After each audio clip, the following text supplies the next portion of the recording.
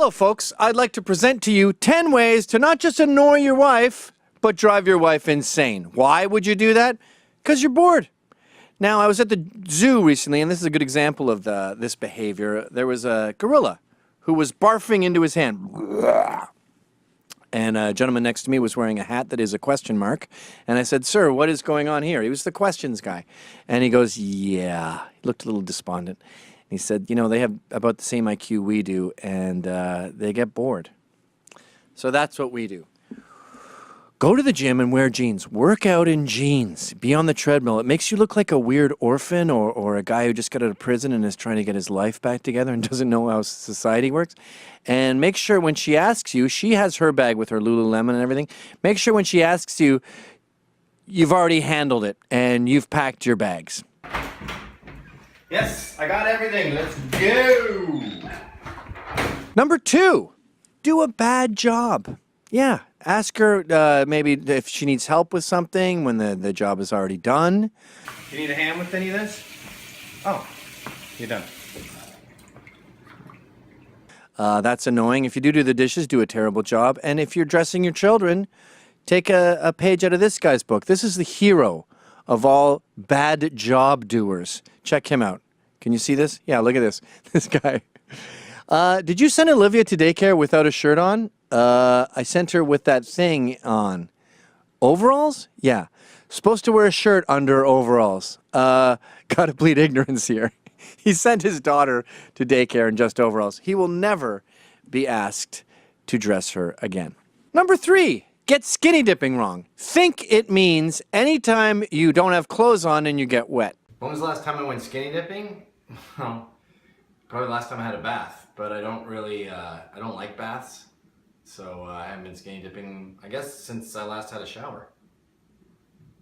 Number 4, lick a cherry.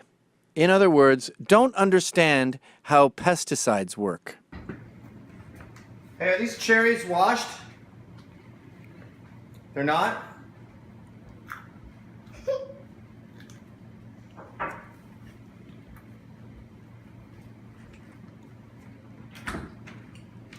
Number 5, get a song wrong.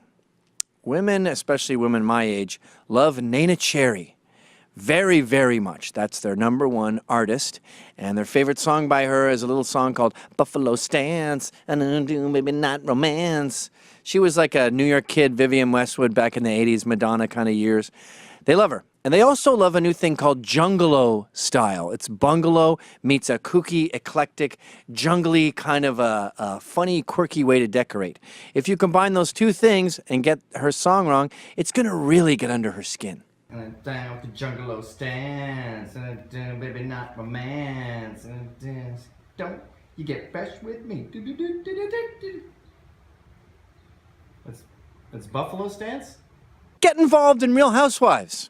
Talk during her show. That is her fantasy football. She waits all week for it. Why don't you get involved and offer up some details about the show while she's trying to watch it? Oh. There's the Countess. She loves her Pinot Grigio, right? It's Ramona who loves her Pinot Grigio. Number 7, and now this one's tricky. It's going to take some splaining, but quite simply, abandon your children. Okay, this one's really good, and it's really advanced. I'm not sure you're ready for this, but what you do is you get a babysitter on a night where you were supposed to look after the kids. She can't know about the babysitter. So she goes out on her girls' night or whatever, right? And then you show up at the bar she's at, ideally before she gets there. Or the restaurant, and you're just sitting at the bar eating a burger, just going. And then when she spots you, she's going to freak. So as she's screaming, just go, "What?" And then when she goes, "What the hell are you doing here? Where are the kids?" Drag it out for as long as you want. I recommend you go pretty quickly into explaining what happened. Maybe give her a 4-second, 5-second freak out. But if you give it a minute, you can get tears. Number 8, call taking care of your children without her around babysitting. What are you talking about? I babysat them all Saturday, and then I babysat them on Thursday night. It's basically 2 full shifts of babysitting. God. Number 9.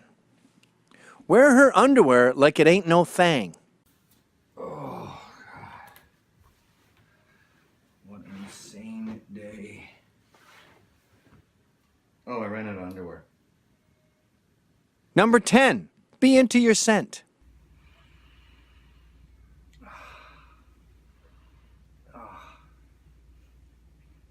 Smell this. It smells exactly like me.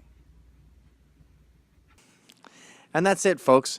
That is 10 ways to drive your wife totally insane. I hope no one dies from this and I get sued, and I hope there's no divorces. But otherwise, it can be a fun way to pass the time, and it sure beats eating your own barf. Did you like that? Okay, check it out. I got a whole comedy show called How's It Going, Eh? You just have to click right here to subscribe.